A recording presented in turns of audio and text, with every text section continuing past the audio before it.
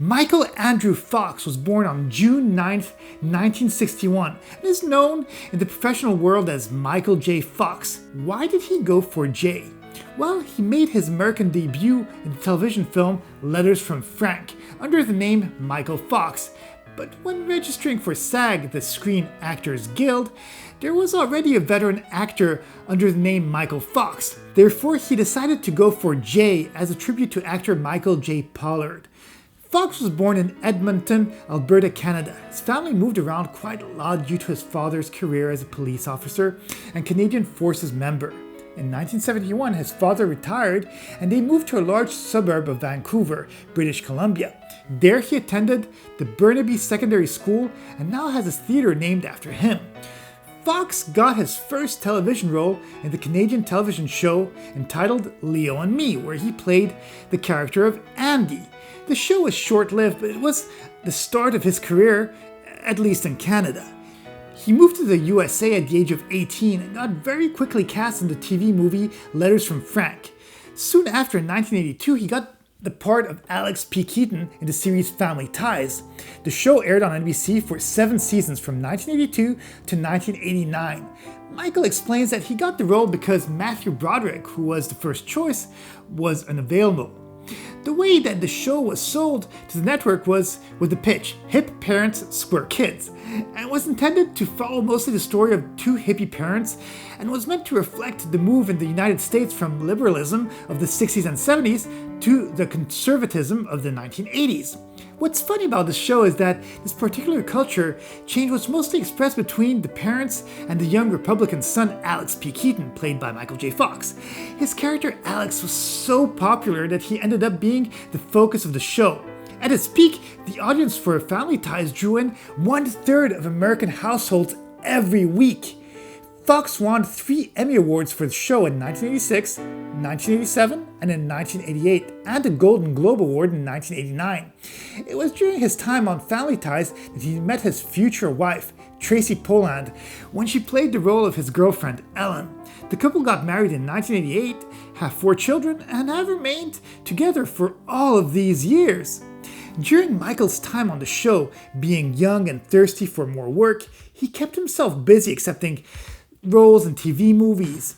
It was in 1984 that he got cast in a teen movie entitled Teen Wolf, where he plays the character of Scott Howard, a regular kid going to high school who finds out that his family has a secret that makes them turn into werewolves.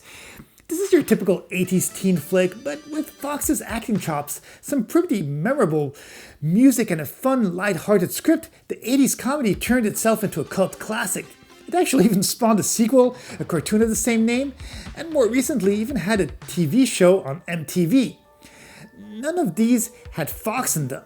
It was in January of 1985 that Michael J. Fox was cast to replace Eric Stoltz as Marty McFly in the movie Back to the Future. This is the movie that transitioned Fox from TV to Hollywood A-lister. Future interviews with director Robert Zemeckis revealed that they originally wanted Fox to play Marty McFly, but Gary David Goldberg, the creator of Family Ties, had refused that Zemeckis even approached Fox because they needed Fox's character of Alex P. Keaton to carry the show. After several weeks of filming with Eric Stoltz, Zemeckis was unhappy with the somewhat too serious performance by Stoltz, so they eventually fired him and replaced the actor with Michael J. Fox. In order to do that, Michael had to film Family Ties from 10 a.m. in the morning to 6 p.m. every day, weekdays, and then was rushed to the set of Back to the Future, where he would rehearse and shoot his scenes until 2:30 a.m. This type of schedule lasted for 2 full months. In interviews of Fox, during the time you can see him rushing from one set to the other, but he even says it himself. He's young, and being in a show and a movie at the same time was not going to stop him from enjoying and working hard on both projects. And the efforts paid off, as Back to the Future spent 8 consecutive weekends as the #1 grossing movie at the US box office in 1985. The film was quickly followed by 2 more sequels filmed back-to-back in 1989 and 1990. After having such widespread success, Michael started getting more movie offers. This led him to doing the movie The Secret of My Success in 1987, which tells the story of Bradley Foster, a recent graduate originally from Kansas who moves to New York City, where he fakes his way up the ladder of the business world. The movie in itself is pretty inconsistent story-wise, going from sitcom to slapstick to teen movie to serious business scenes. Nevertheless, Michael managed to create an interesting character out of it, and the movie was a box office success. In 1984, Fox starred in Casualties of War, which is a dark drama set during the Vietnam War, alongside Sean Penn. This movie tells the story of a Vietnam soldier who becomes an outsider of his own squad when they unnecessarily kidnap a female villager. Even though this movie was very different for Michael and didn't do well at the box office, he was still praised for his performance as the moral voice of the story. The late 80s and early 90s were a part of Michael J. Fox's life where he was making many movies, but going through all of them would not be doable for short videos, so I'll focus on some of my favorite films. Amongst a couple of his films that he did in the early 90s that I really enjoy was The Hard Way, where Fox portrayed an action movie star who decides to tag along with a hard-boiled New York City policeman who finds Michael to be a superficial and irritating character. Basically, the title of the movie refers to the fact that things are getting done the difficult way between Fox and James Woods. This is by no means a perfect movie and is a typical odd couple buddy movie, but still enjoyable to watch. His last major role was in The Frighteners, which was released in 1996. This movie is directed by Peter Jackson and tells the story of Frank Bannister, portrayed by Fox, who has developed psychic abilities after losing his wife. After acquiring these powers, he uses ghosts in order to cheat customers out of their money from his ghost hunting business. After a mass murderer comes back from hell, Frank Bannister is prompted to investigate the murders. This movie received critical praise and is one of Michael's best roles other than the Back to the Future trilogy. It was around that time that Michael made a TV comeback on the show Spin City, which ran from 1996 to 2002, which aired on the American TV network ABC. The show is based on a semi-fictional local government-running NYC. Starring Fox as Mike Flaherty, he plays the role of the deputy mayor of the city, and the series follows the mayor along with his staff on their adventures as they run the city. Mike in the show is very talented at his job, dealing with public relations, politics, and the general chaos of the office, but doesn't do too well in his personal life. That is most often foreshadowed by his city work. In 1998, Michael J. Fox made a public announcement to the cast and crew and told them that he had Parkinson's disease. During the 4th season, he announced his retirement from the show. Fox started showing symptoms of early onset Parkinson's disease in 1991 while shooting the movie Doc Hollywood. It all started with tremors in his pinky finger, which led him to getting diagnosed with Parkinson's.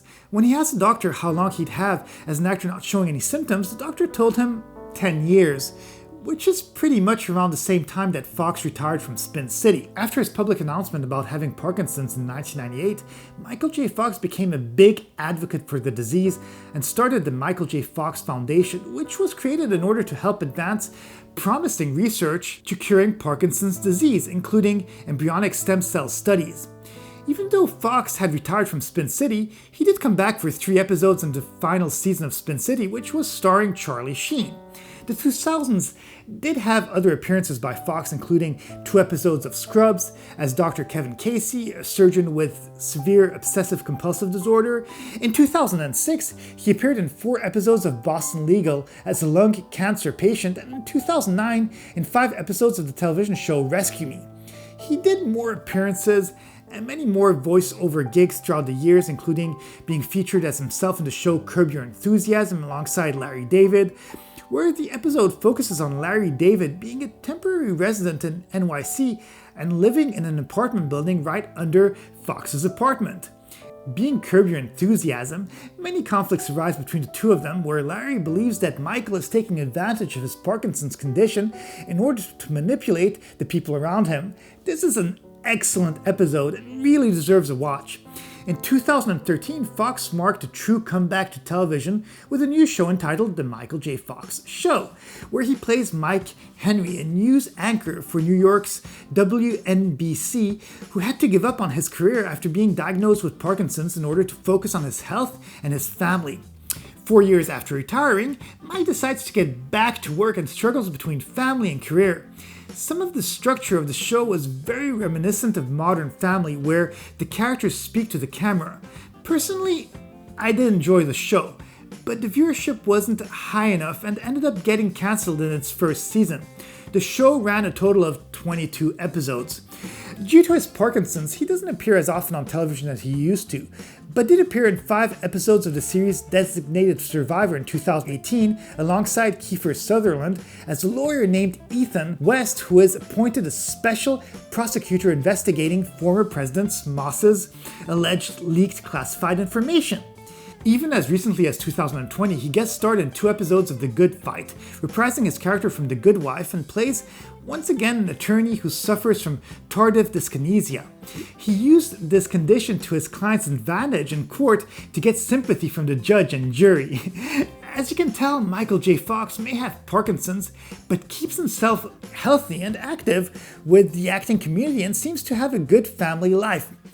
There are many more things that can be said about Fox's career, including a ton of voiceover work throughout the years, and once again, his active efforts to eradicate Parkinson's disease through his foundation.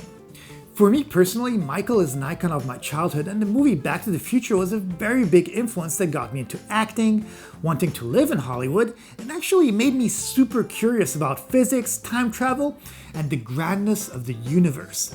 I'm not saying I wouldn't have been curious without watching these movies, but they did add an element of play just from the pure fun that they gave me as a child.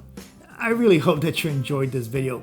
Please be sure to subscribe and hit the like button. Leave me a comment too and let me know your favorite Michael J. Fox moment or movie. Have a great day, and I'll see you in the next video.